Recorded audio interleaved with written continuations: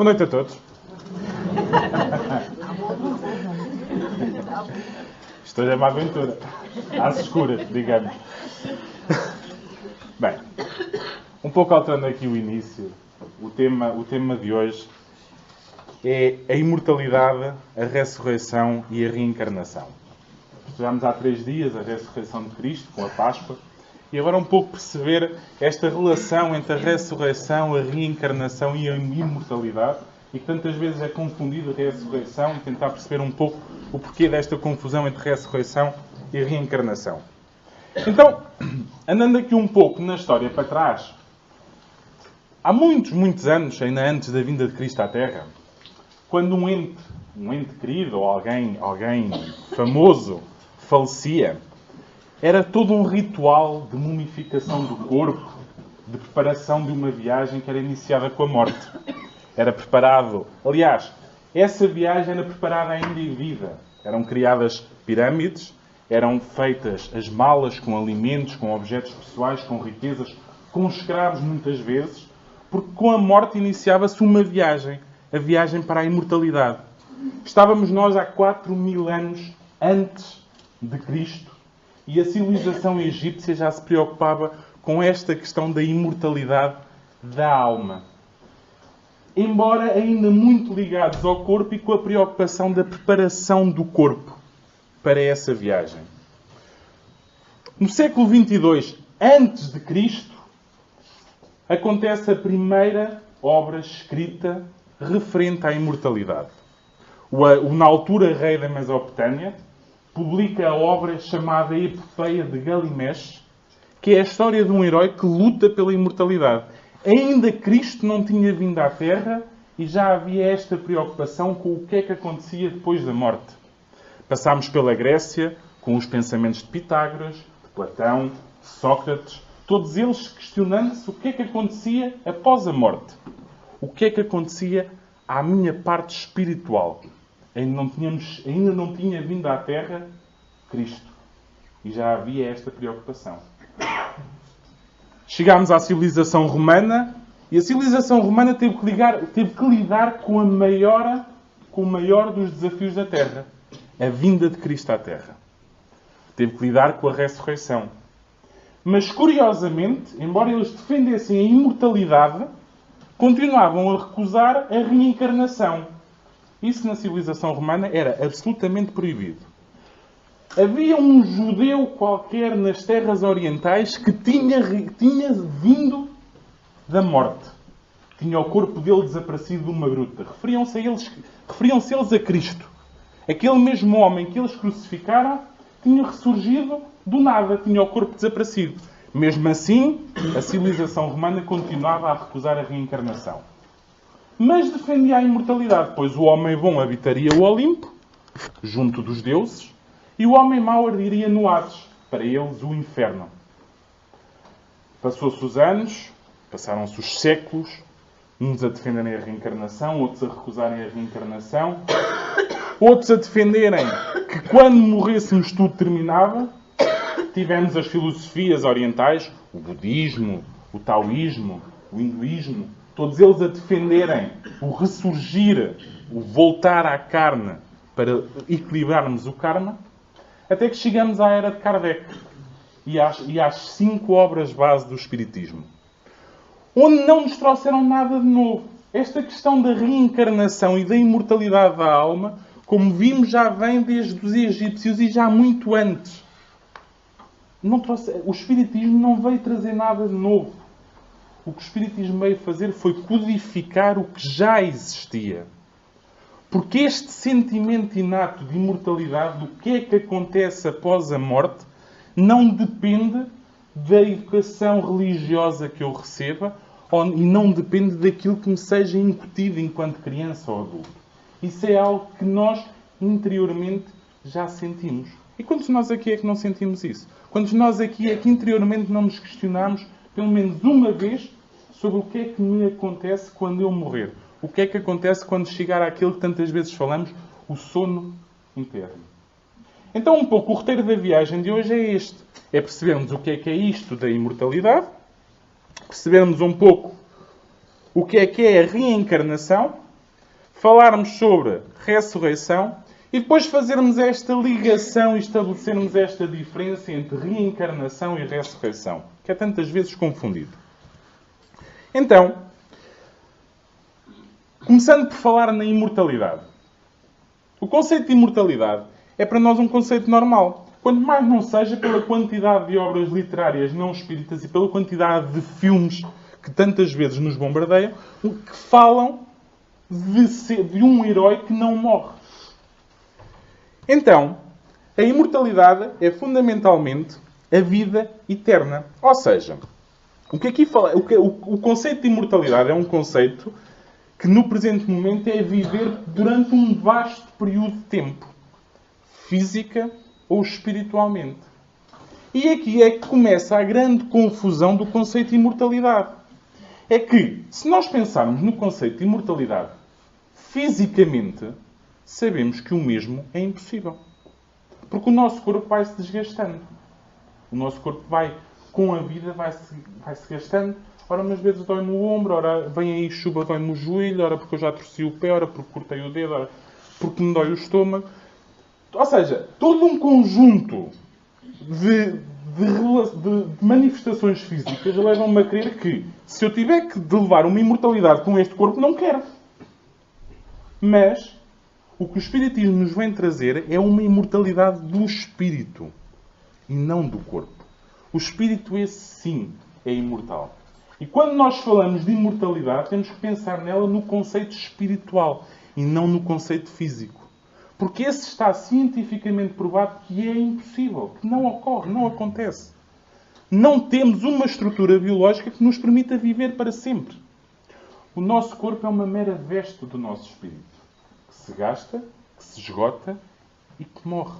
Morre no mundo físico. Mas o nosso espírito liberta-se desse envoltório físico, pesado, e permite-nos seguir o nosso caminho. Então, quando nós falamos de vida eterna, falamos de uma vida espiritual, de uma imortalidade espiritual. E isto leva-nos à questão 23. Nós estamos a falar de imortalidade espiritual, então o que é isto do espírito? Questão 23 do Livro dos Espíritos, Kardec também questionou ao Espírito de Verdade o que era o espírito. E então ele faz precisamente essa pergunta. O que é o espírito? E já falámos aqui tantas vezes sobre o que é o espírito. E o Espírito de Verdade dá-lhe uma resposta muito, muito simples. Responde a Kardec, peço desculpa que ando aqui um bocadinho perdido, o Espírito é o princípio inteligente do universo. Ou seja, o Espírito traz em si tudo aquilo que eu necessito. Tudo aquilo que eu vou vivendo, tudo aquilo que eu vou apreendendo, ele vai ficando gravado no meu espírito.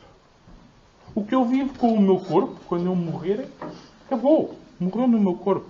As cicatrizes que eu possa fazer em mim ficam no meu corpo. O meu espírito, esse sim, vai viver para sempre. Esse sim vai me acompanhar em todo o sempre. Esse sim é imortal. E é este o primeiro princípio da imortalidade do espírito. Sendo o espírito o universo, isto leva-nos a pensar que então o espírito é como que uma centelha da vida. Porque sem ele não há vida. E daí que o grande espírito de Emmanuel, no livro Encontro Marcado, nos tenha dito que a imortalidade é como a essência da vida. Tal como disse Emmanuel na obra Encontro Marcado. Ou seja, se nós pensarmos na imortalidade como uma continuidade da vida, começa-nos a fazer sentido. Na questão 222 do Livro dos Espíritos, nas reflexões sobre a pluralidade das existências, uma das coisas que Kardec escreve é que muitas das pessoas dizem-nos assim: eu não acredito na imortalidade nem na reencarnação, já me basta esta para sofrer. A questão é que a minha passagem pela vida terrena não é como é quase como uma purgação. É uma purgação. Imaginem isto como um doente. Imaginem a nossa passagem na vida terrena como uma doença. Eu não posso dizer hoje estou cansado de sofrer. Amanhã não quero sofrer mais da minha doença. Eu não posso dizer isto. Eu tenho que o fazer até me curar. Eu tenho que passar pelo meu processo de cura. E a passagem pela vida terrena é precisamente isto. É um processo de trabalhar a qualidade da minha imortalidade. É onde eu me vou purgando daquilo que de errado fiz. Continuando. No livro dos Médiuns, Kardec diz-nos que a alma dos que viveram corporalmente, aos quais a morte despojou do seu grosseiro invólucro, isto leva-nos a outra questão. Então o que é que acontece à minha alma quando eu morro? O corpo fica. O corpo nós vimos-o a descer à terra, vimos-o a ser consumido pelo fogo. Assim. Agora, a minha alma liberta-se daquela veste grosseira que é o meu corpo. Deste peso que me prende à terra. Ou seja, eu liberto-me. Então, deixando-lhe apenas um envoltório etéreo. Invisível no seu estado normal. Se a alma se liberta, por que eu não a vejo? Porque os meus olhos ainda são muito primitivos para eu conseguir ver.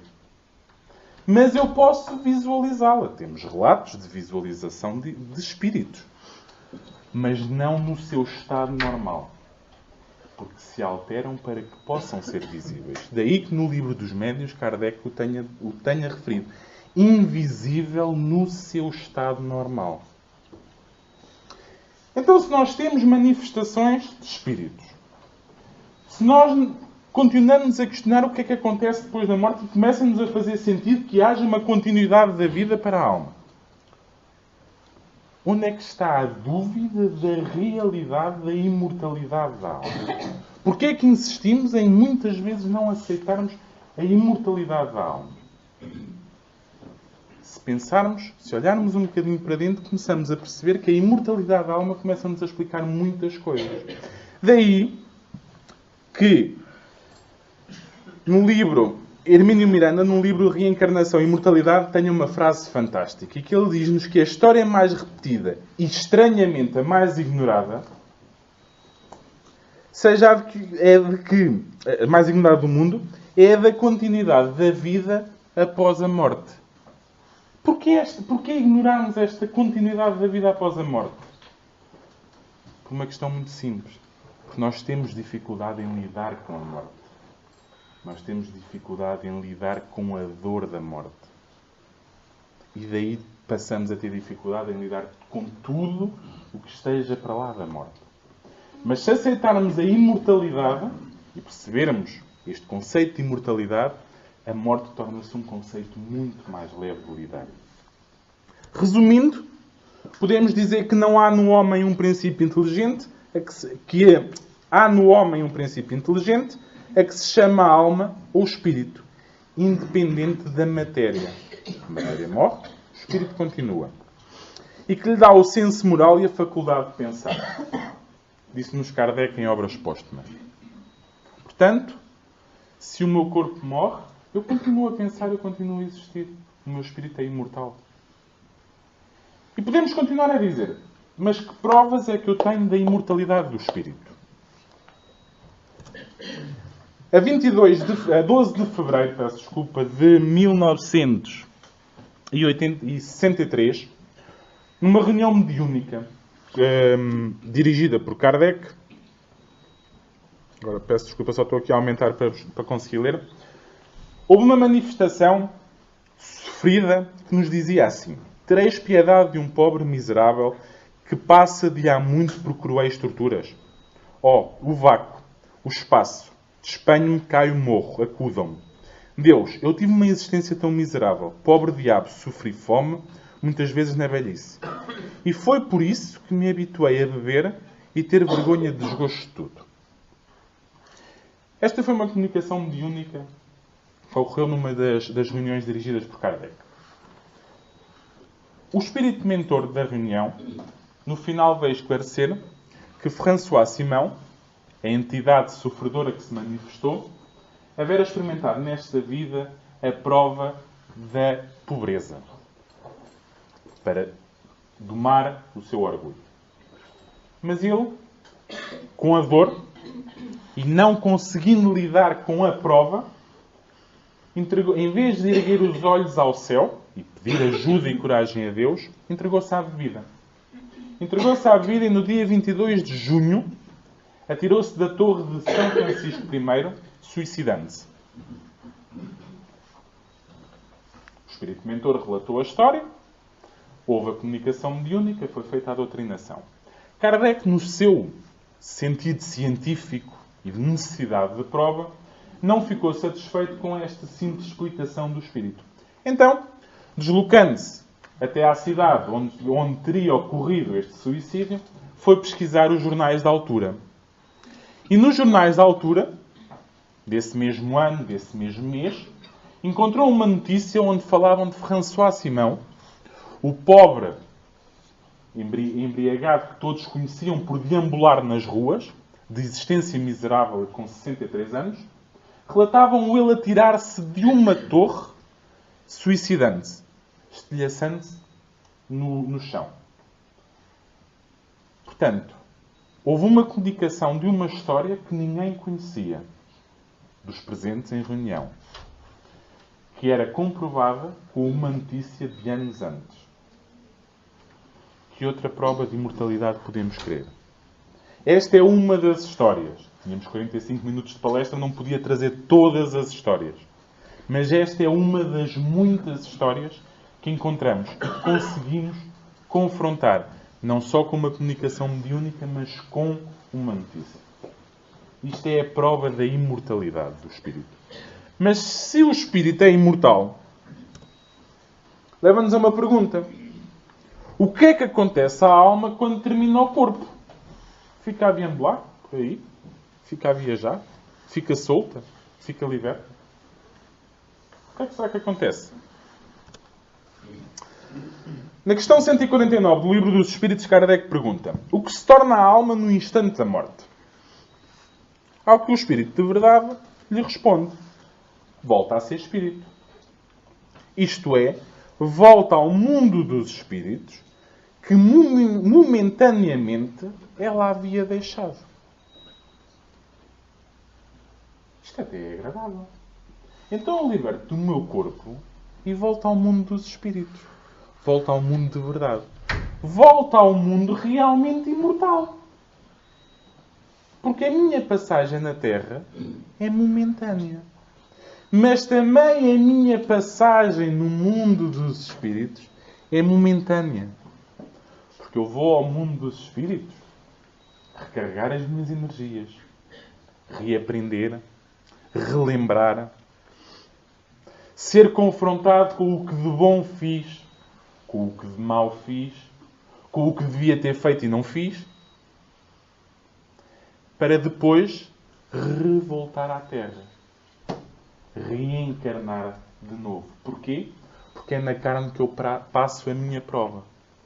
E então a reencarnação é precisamente isso. É um regresso à carne. O conceito de reencarnação é o voltar à carne. É quando uma parte, e agora pegando numa definição não espírita, que tinha aqui, a ideia central de diversos sistemas filosóficos e religiosos não é apenas o espiritismo que defende a reencarnação. Há várias linhas religiosas, como vimos há pouco, o hinduísmo, o budismo, o taoísmo. São várias linhas diferentes do espiritismo, mas que também elas defendem a reencarnação. Segundo o qual uma porção do ser é capaz de subsistir à morte do corpo. À morte do corpo. Chamada consciência, espírito ou alma. E essa porção seria capaz de ligar-se sucessivamente a diversos corpos para a execução de um fim específico, com o autoaperfeiçoamento ou anulação do karma. Esta é uma definição não espírita, mas que acaba por reunir precisamente aquilo que o espiritismo nos diz. A reencarnação é o processo de nos voltarmos a ligar ao corpo, em novo nascimento, para purgar as nossas falhas, para corrigirmos os nossos erros e evoluirmos sempre.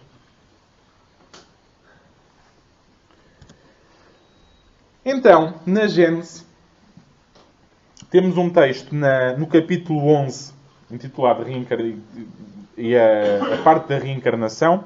Este capítulo chama-se Gênese Espiritual, este capítulo 1 da Gênese. E o primeiro parágrafo diz assim: o princípio da reencarnação é uma consequência fatal da lei do progresso. Sem a reencarnação, como explicar a diferença que existe entre o estado social de hoje e o dos tempos da barbárie? Kardec, nesta parte da Gênese, leva-nos a pensar em dois cenários diferentes. Vamos pensar num primeiro cenário. Vamos ignorar que existe reencarnação. Ou seja, vamos assumir que a alma é criada no momento em que é criado o corpo. Como é que nós justificamos que o meu sobrinho, ou o meu filho, ou o meu neto, saiba mexer tão bem no equipamento eletrónico com 5 anos, e eu, quando mudo um comando da televisão, ando uma semana à procura do botão para aumentar o volume? Se o espírito é criado no momento do corpo, qual é a linha de pensamento de Deus ao criar o espírito de amanhã mais evoluído que os de hoje e os de hoje mais evoluídos que os de ontem? Não fazia sentido. Então o conceito de todos somos criados de igual, imperfeitos, e vimos para evoluir e para aprender, e nascemos ignorantes e imperfeitos, não fazia sentido. Nós evoluímos. Então, desprezando que existe a reencarnação, como é que justificamos que há séculos atrás fazia sentido não tínhamos computadores e atualmente, há uns anos atrás, houve uns espíritos que se lembraram de criar os computadores. Houve uns homens que tiveram a ideia de criar os computadores. Qual era a lógica da evolução aqui? Não fazia sentido. Porque que uns haviam de ser mais desenvolvidos do que outros? Onde é que estava? E o que o Kardec nos leva a pensar nesta parte da Gênese é, ignorando a reencarnação, estamos também a ignorar a evolução social. Porque os espíritos não evoluíam por si, evoluíam porque Deus se lembrou de os criar mais inteligentes que os anteriores.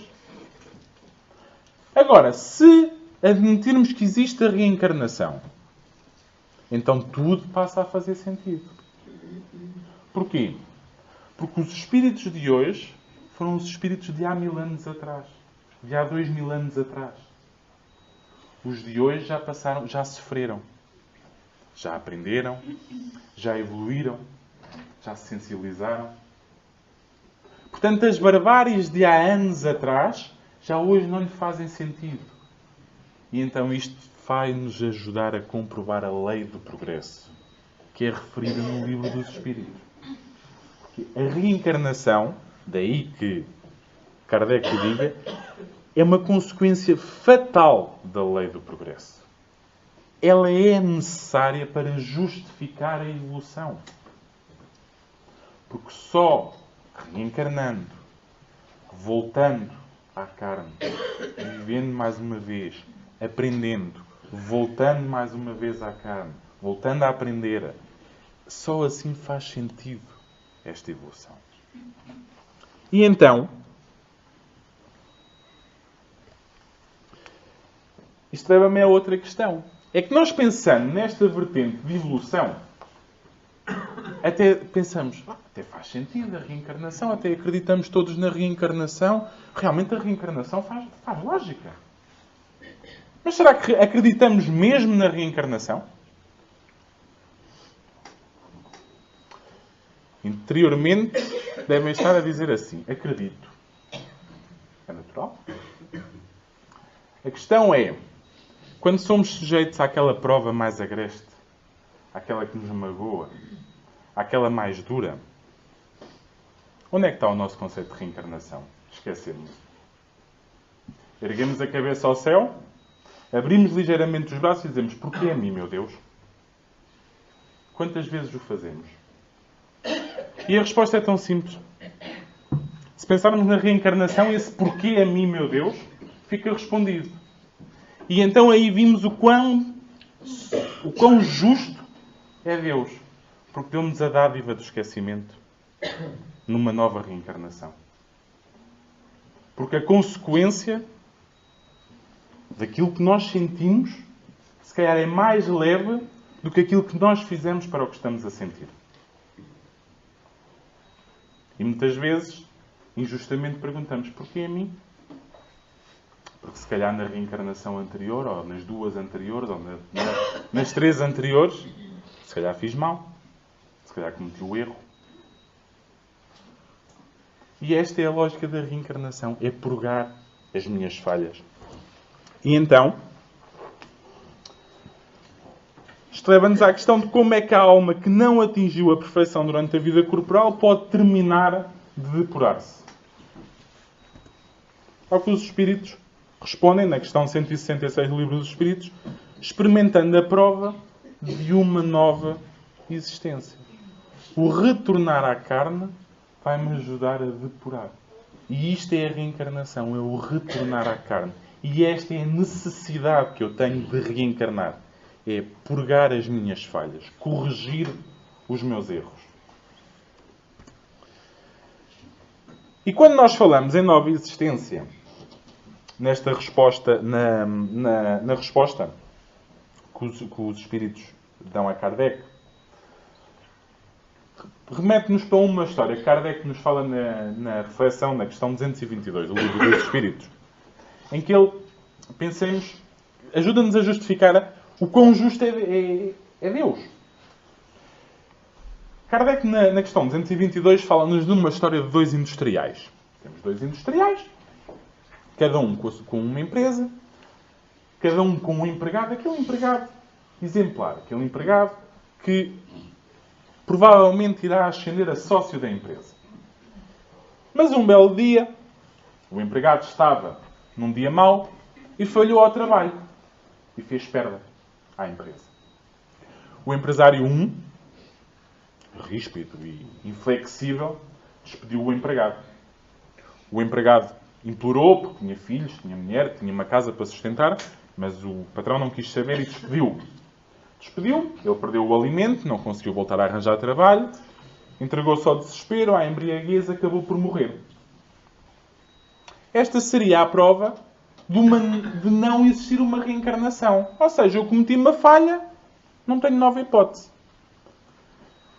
Mas o industrial 2 disse ao empregado: tu fizeste-me perder um dia e agora tens que me compensar por esse dia.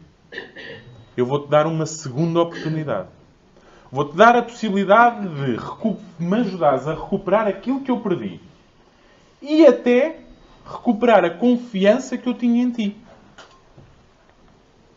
Então, ele dava uma segunda oportunidade, a qual ele agarra com unhas e dentes, agarra de forma fugaz, conseguindo não só recuperar a confiança do patrão, como ascender a um novo patamar. E esta é a prova da justiça de Deus.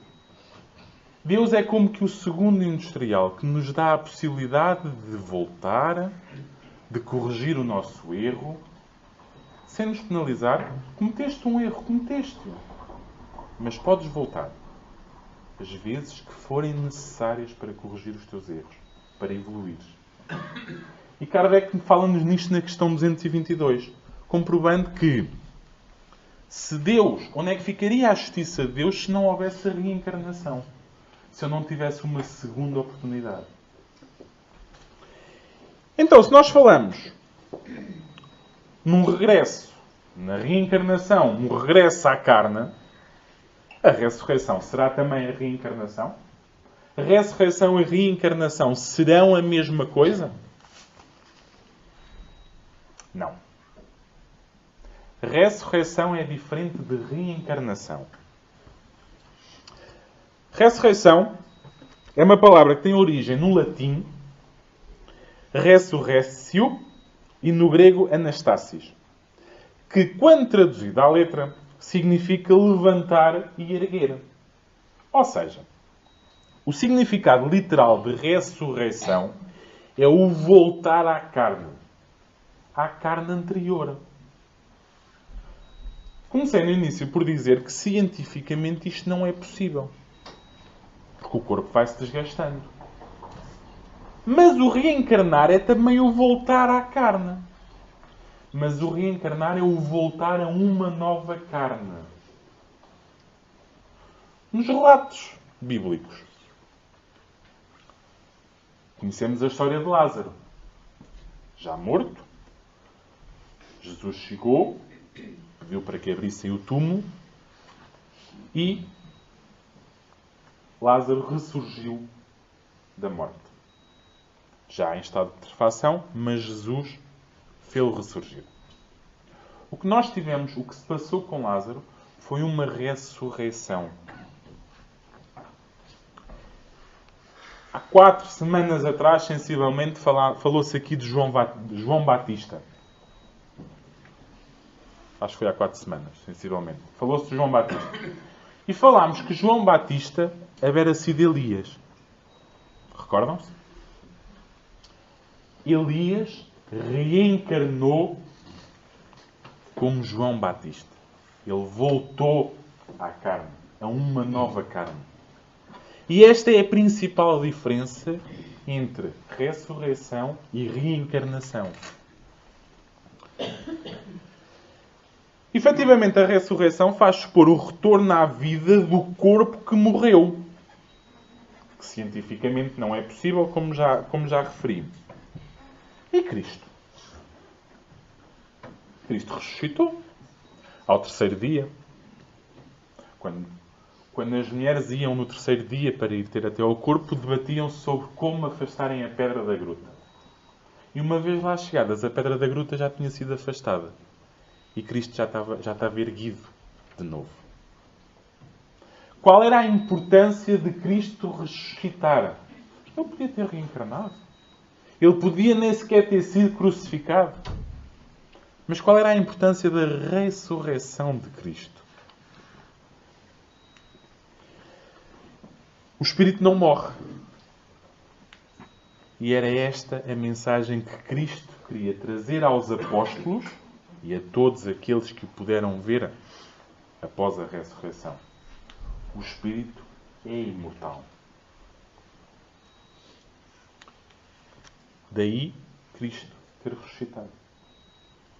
Daí, quando as mulheres chegaram, ele acolheu-las. Porquê 3 dias? Porquê a espera de 3 dias? Crucificado na sexta, apenas ressurge no domingo. Porque Cristo era um espírito tão bom que durante esse período foi ter com Judas para lhe perdoar. Para lhe perdoar a traição. Voltou à terra, durante 40 dias várias vezes foi visto e apenas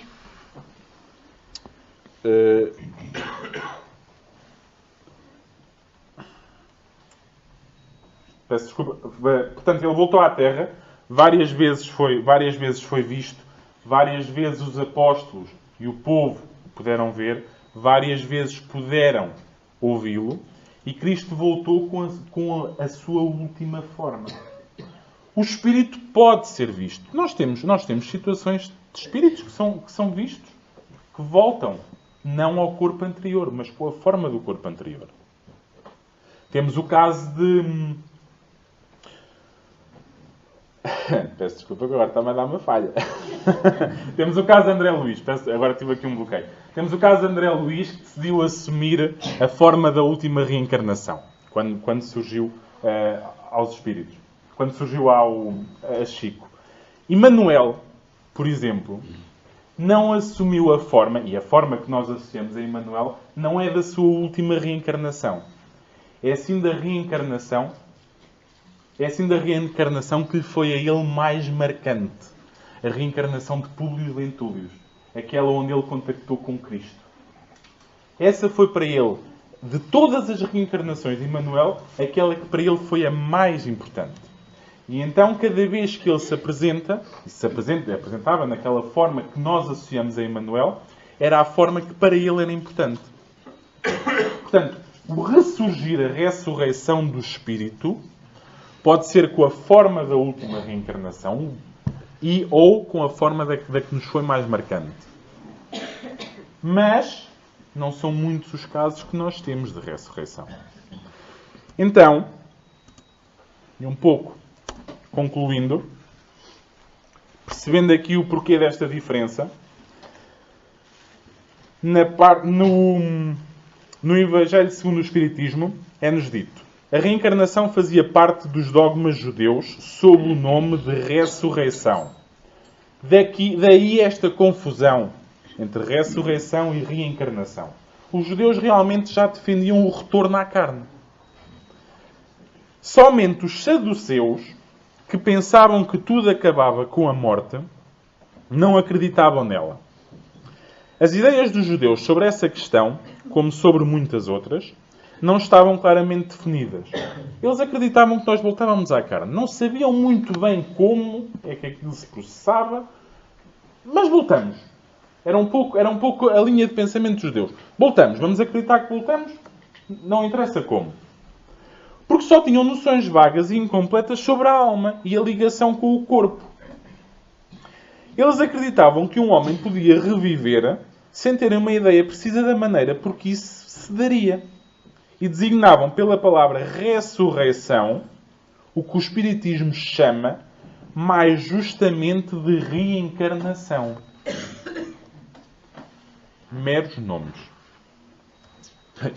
Isto vai de bom a melhor.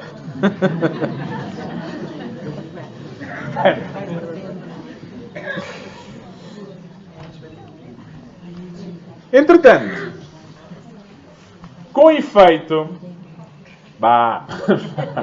Estamos às escuras, mas também só precisamos ouvir. Com efeito, a ressurreição supõe o retorno à vida do próprio cadáver. E este é o grande conceito de ressurreição. É o retorno à vida da carne, ao mesmo corpo. O que a ciência demonstra ser materialmente impossível. Sobretudo quando os elementos desse corpo já estão há muito dispersos e consumidos. Nós sabemos que um corpo, quando morto, começa a decompor-se. Portanto, o voltar o espírito àquele corpo não faria sentido. E que nada tem a ver com o antigo. A palavra ressurreição podia assim aplicar-se a Lázaro. Mas não a Elias nem aos demais profetas. Se, portanto, segundo sua crença, João Batista era Elias, o corpo de João não podia ser o de Elias, pois que João tinha sido visto criança e seus pais eram conhecidos. João podia ser, pois, Elias, reencarnado, mas não ressuscitado. Principal ideia a retermos. O espírito é imortal. A imortalidade é uma prova. E é uma base. O meu corpo, esse sim, morre. Mas o meu espírito estará... Bem, têm a luz, conseguem me ver. Sim.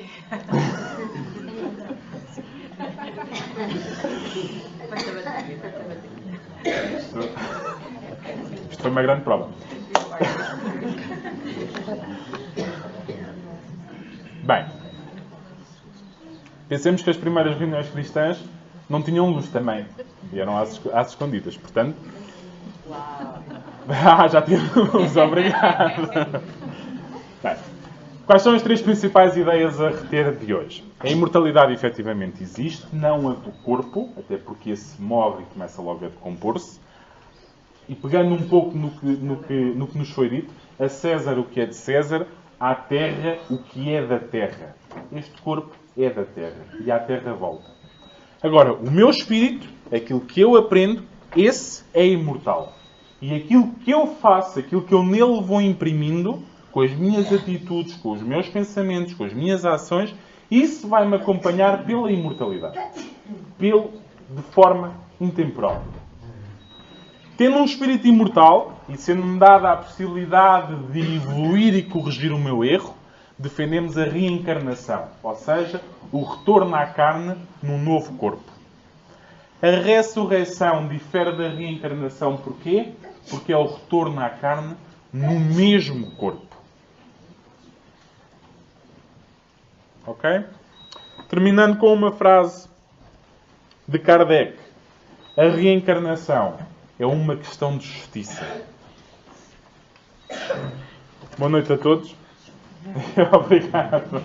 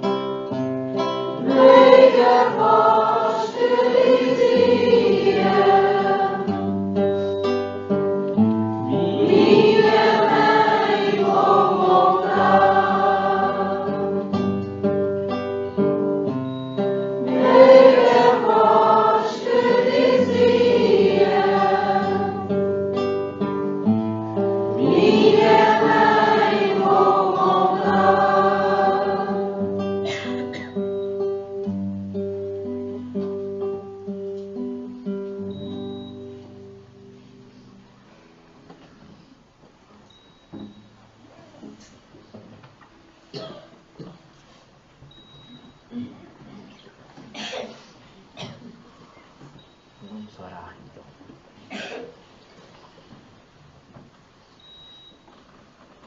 Senhor Jesus, na alegria de aqui estarmos em mais uma noite de quarta-feira, unidos e reunidos em Teu nome, nós Te agradecemos, doce amigo, o dia que se foi, a noite que chega, naturalmente a madrugada que virá. Agradecemos-Te, Senhor Jesus, a oportunidade do esclarecimento, da palavra amiga e confortadora que nos fala ao coração, tirando-nos da ignorância acerca das questões espirituais, diante da realidade da imortalidade.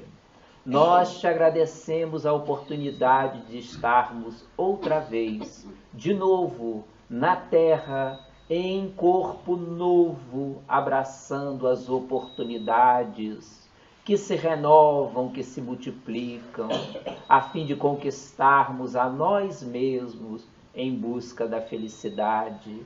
Nós Te agradecemos, Senhor, a bênção da reencarnação, que nos permite voltar junto aos laços queridos, aos amores de outrora, às dificuldades que não ultrapassamos e que hoje temos a oportunidade de, em novas chances, em novas opções, acertarmos o que outrora desperdiçamos.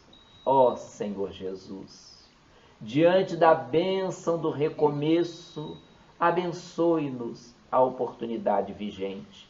Permita-nos fazer com que a nossa presente reencarnação possa ser plena de júbilo, de recomeço, de acerto, afastando-nos da repetição de falhas, de deficiências que outrora já cometemos. Nós Te agradecemos, Senhor Jesus, se em nossa atual reencarnação vivenciamos lutas acerbas, através de diversas maneiras, no seio da saúde, doença, no seio da convivência familiar, no seio do trabalho, da vida profissional, da vida social. Nós temos tantos desafios, Senhor, que colocamos em suas mãos misericordiosas a súplica a fim de que possa vir em nosso socorro através dos benfeitores da vida maior, nos inspirando, nos consolando, nos esclarecendo, a fim de podermos ultrapassar, a fim de podermos sublimar os desafios que se nos são colocados. Senhor Jesus, diante daqueles que partiram, que encerraram a sua jornada reencarnatória recentemente, permita-nos abraçá-los, aonde quer que se encontrem. Permita, Senhor, que através da nossa prece, da nossa oração, possamos lhes deixar palavras de estímulo e de carinho, de paz e de renovação, na certeza de que a vida continua e ninguém morre no sentido de desaparecer, de consumir-se eternamente. Ó Senhor Jesus, diante da alegria de te termos em nossos corações, permita-nos retornar até os nossos lares, renovados pelas bênçãos aqui recolhidas. Permita levar àqueles que nos aguardam a alegria de te conhecer e de partilhar com todos eles as bênçãos de estar em paz e com o teu evangelho em nossos corações. Nós assim nos despedimos, agradecido aos amigos da vida maior, rogando que permaneçam conosco nesta noite e sempre. Que assim seja, Senhor.